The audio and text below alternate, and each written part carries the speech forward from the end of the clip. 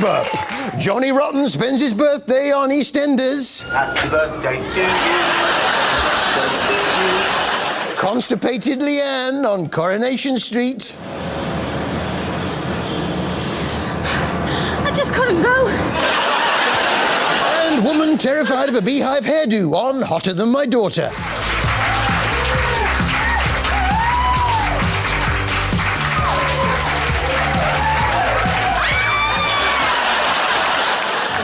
Lorraine Pascal is still in the kitchen showing us how to bake, and she's beating Nigella hands down in the innuendo stakes. What's the cheeky baker up to this week? I've done the 6-inch and I've done the 12-inch, and I'm going to start on the 9-inch. What about the 1-inch? The ever helpful Lorraine shared with us some of her shameless baking shortcuts. Sometimes, even at the weekends, I just don't have the time to bake from scratch. So there are a few products I like to buy to use as shortcuts. In pastry world, ready-made pastry, in all types of course, but also ready rolled pastry. Here's one, buy a donut from Greg's. She'll bake anything though, Lorraine. Right, ice cubes. I always put ice cubes. Yeah, baked ice cubes, yeah. Here's some I made earlier. Nice, yeah. A little bit dry. Now, as the title suggests, Lorraine reckons baking is easy. So let's allow Lorraine to show us how to make puff pastry. Get your chilled dough and roll it out a little. Then score a large cross in the middle, cutting no more than halfway through the bottom. A large cross in the middle. There. Easy. Lift all 4 corners from the middle of the cross, then pull them up and out. Pull those out like that. Up and out. Yeah. Put 210 grams of butter, soften this time, in the centre of the cross. Then fold all 4 corners back into the centre so they're overlapping. There goes the butter. Pull the corners up like that, just so they're overlapping. Yeah, easy. Roll the pastry out, away from you, on a well-floured surface to a rectangle roughly 3 times as long as it is wide. Roll that out, yeah, so roughly 3 times as long as it is wide. Take the short edge nearest to you and fold it up a third. Then take the top edge and fold it down a third. The top edge? What? Slow down! Turn the dough 90 degrees and then repeat the rolling and folding. You fold that over there? I mean, that can't be right. There's nowhere to put the jam.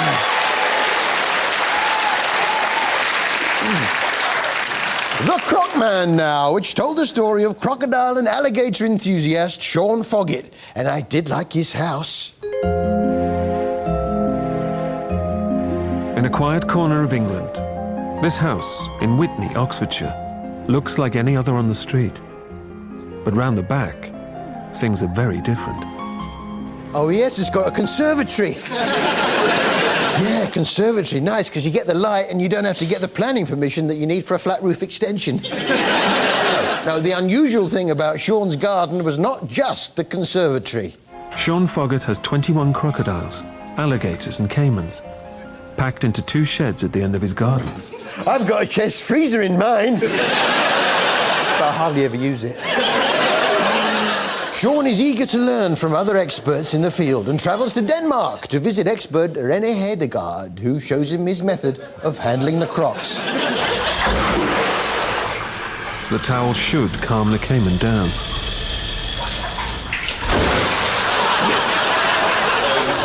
It's always us. The best way to calm them down is to take the light away from them. Yeah, you put a towel over its eyes. Actually, I need to clean out my crocodile's bowl because he's soiled it. Yeah. Oh, there he is. I just popped that towel over his eyes. Oh, yeah, that seems to have done the trick, yeah. Yeah, it's a good little tip, that.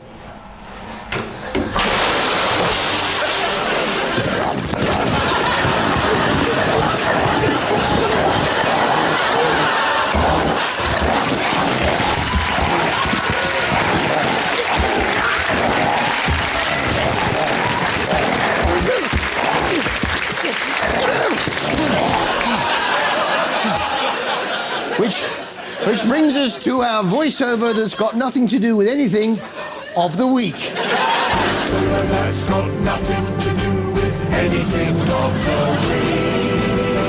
week. I need your help. Can you take that off? I don't think I can do it. Lisa runs her own hairdressing salon in town.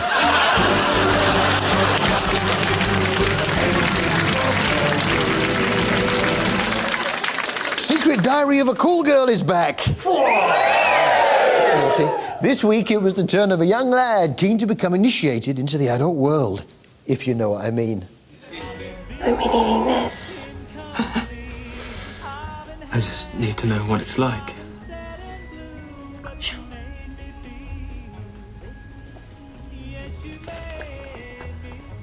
And there's only one way to find out, isn't there? No, I don't.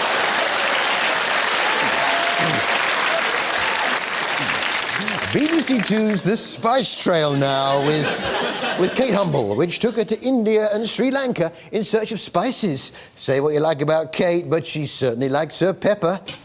Well, this is our pepper feast. Peppered yams, peppered beef, peppered beetroot, pepper pickle, and pepper soup. Sounds nice. Let's try it, shall we? Oh, yes. It's nice, but there's something missing. Black pepper? Yeah, go on, then. Much better, thank you. Oh, hang on. Is that the phone? Trippity, trippity, Trippity. trippity. Trippity. Trippity, trippity, Trippity. trippity. Trippity.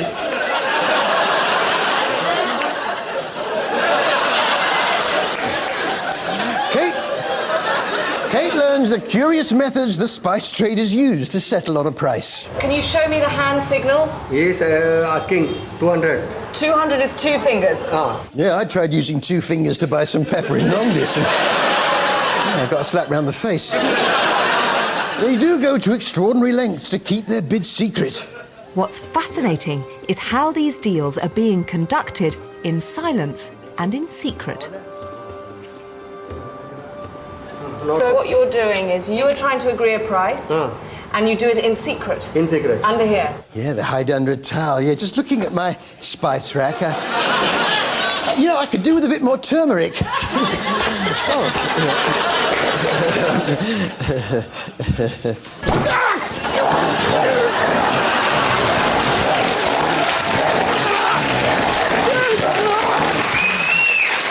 Of course, there is more than one type of pepper. What happens with black pepper, you're drying it in the sun, and it's holding up all the flavors, and it becomes roasted black color. But what happens with white pepper is you soak them in water to remove the outer skin, the green skin. Okay. And that's what makes it much more milder, and it's white in color, and of course, not that pungent. Not that pungent. So that dried would become a black peppercorn. Absolutely, yes. That soaked would become a white peppercorn. White pepper. Yeah, no, I like black pepper, but... I like white pepper, but which is better? There's only one way to find out. See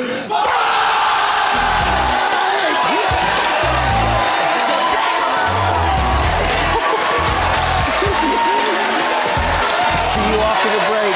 Come on, black pepper!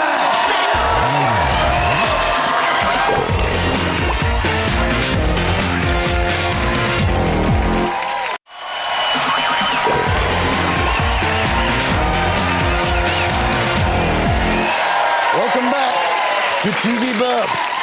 Future potato boy on the Tudors. One day you'll be a great King Edward. I know you'll be. Craig Charles on wheels on Coronation Street. Oh, well, then you better go and ask him.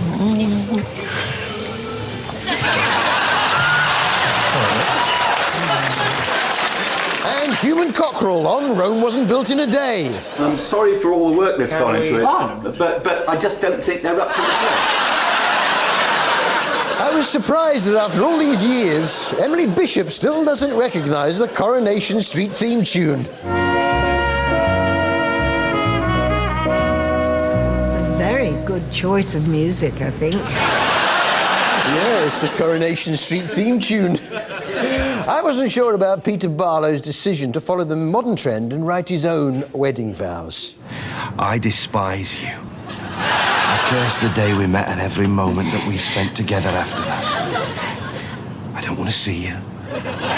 Don't want to hear you. Don't want to hear about you. I don't want anything to do with you. As far as I'm concerned, that bouquet in your hand may as well be a wreath. And Leanne, do you take Peter to be your lawful wedding husband? I wonder what George Clooney is up to these days. Hello, ladies. Aren't you lovely? Maybe not a lady, this one? No, this is George Clooney. Yeah. This was one man in his camper van where Martin Dorey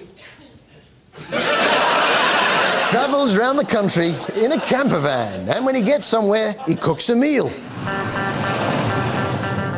I'm not a chef, but I love to cook, and I love my camper van, and I love getting out and about. Put that all together, and what do you get? You get a show a bit like the Hairy Bikers, only there's one of them and he's in a camper van.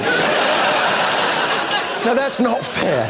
He does go fishing in Clovelly for his dinner. So before too long, we'd found a little something for my camper van meal. Oh, here we are, we're in luck. Whoa! Wow, what's that? It's a garfish. Garfish, fantastic. Are they good for eating? No. Of course, there's some lovely stops along the way.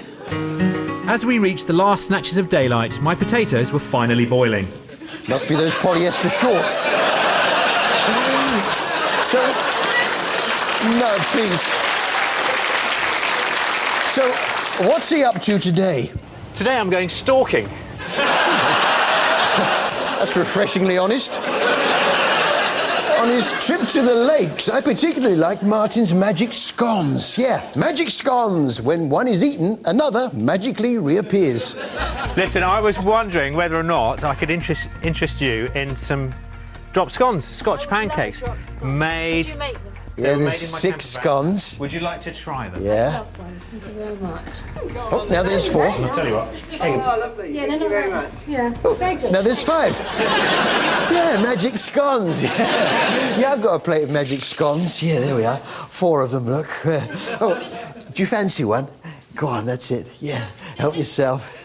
You like those, don't you? Yeah, they are nice. Yeah. Go on, have another one. Go on. Yeah. Yes, this. Go on. Yeah, have another one. Yeah, they are nice, those magic scones, aren't they? Yeah, you like those? I'm going to chomp it down. Look. Yes, there we are. And, oh, what's the point? But hang on, I thought this was one man in his camper van. Who is it that Martin's talking to? And really, I've never looked back. Every morning I wake up and thank my lucky stars that I'm able to live in the way that I've always dreamed of. Yeah, it's Ross Kemp, he's everywhere at the moment. Vernon Kay under pressure now, in which Vernon had a go at American football, which caused him to reminisce about times gone by. I used to watch the Wonder Years, which is on Channel 4. And I think American football was on after